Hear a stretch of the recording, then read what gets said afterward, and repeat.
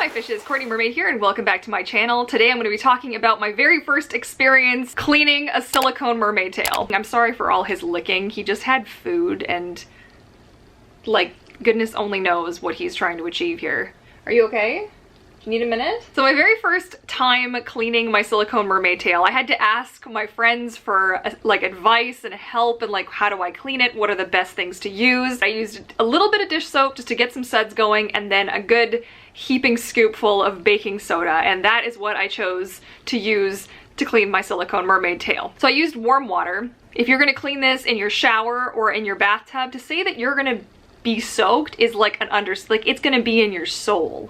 Okay, you need to, like, anything that can't get wet in your bathroom, like if you've got little carpeting or anything you've got hanging in there, you gotta out.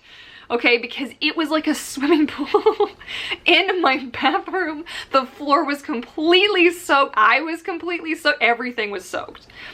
So that's my very good advice to you. Step one, remove all things that can't get drenched, okay? Then the tail in the tub, and I let it soak for a good chunk of time, and I filled the tail with the solution that I made, and I kind of sloshed it around in the fluke. I have drainage in the mermaid tail, which is great. I don't know how people who don't have drainage would handle this because stuff just gets stuck up in there, so I kind of fill it full of water, and then I let it drain out, and then I empty the water out and I put more in, and I did this kind of back and forth a couple of times, and it was good. Everything was fine. What is really bizarre about silicone though is when it's wet, it's not sticky. When it's wet, it's really slippery. Like it slides, like it's just slipping all over the place.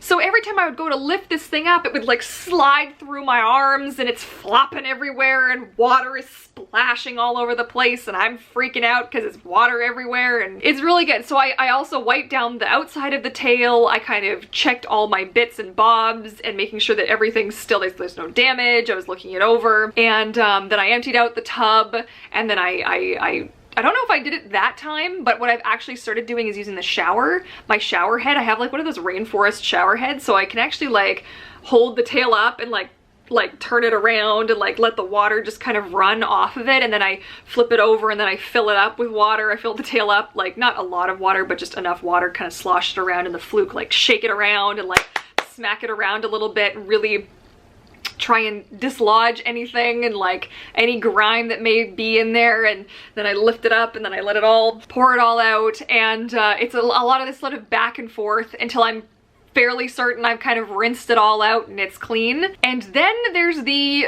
like, you need to now bring this from the bathroom across the hallway and the kitchen and the living room and to get it to the dining room table, that even though like I was able to get most of the water out of it, I was still dripping everywhere. So I'm carrying this thing and then I flop it down on the table and the thing sprays more water everywhere.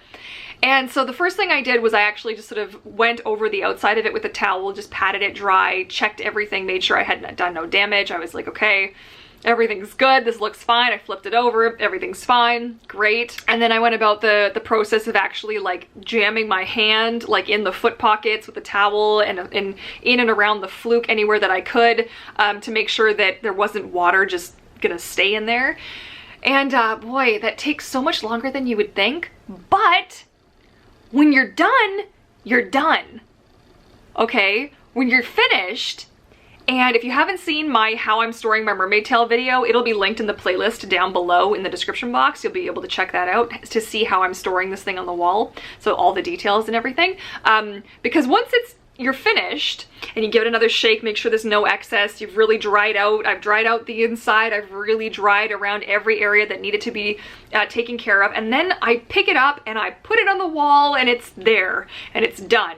I have a big fan that we ended up sticking underneath it and turning it on like max, and it fills up the whole tail, and then the tail is just ready to go and dry like that, which is great. But then it's done. It's on the wall, it's finished now. I don't have to touch that tail again until the next day when I check. I just tap on it, like on the foot pocket area, I give it a good thumping just to see if any more water's coming out. Then I know if I have to go back up there and do another pass, just to make sure. But let me tell you, man, eventually I'll do a video. Now that I've had the experience in both, I would like to do my official take on fabric versus silicone mermaid tails and what I think. Because while I still feel like I will be predominantly a fabric tail user, I do see there is definitely something to be said for a silicone mermaid tail, and some of the things that you wouldn't think would be convenient that actually are. Because once that was out of the bathtub, then I could go and use the bathtub. Whereas when you have a fabric tail, mine hangs in the bathtub on a drying rack. So I have to take care of like all the stuff first, then deal with my tail, right? So instead of being able to have like a lounging bath, I do it a little bit differently, right? So there's some things, but there's also things like the convenience and the fact that like one weighs 25 pounds and the other one does not weigh 25 pounds. So that has been my very first experience cleaning out a silicone mermaid tail. If you guys have questions or comments or anything, be sure to leave them down in the comment section down below. I would love to hear what your experiences are. If you have a silicone mermaid tail, how do you like to clean it out? And if you enjoyed today's video, be sure to give it a big thumbs up, and don't forget to hit that subscribe button to join the pod and the bell notification as well so you never miss an upload. And otherwise, I want to thank you guys so much for watching, and I look forward to catching you all in my next video. Happy swimming! Bye!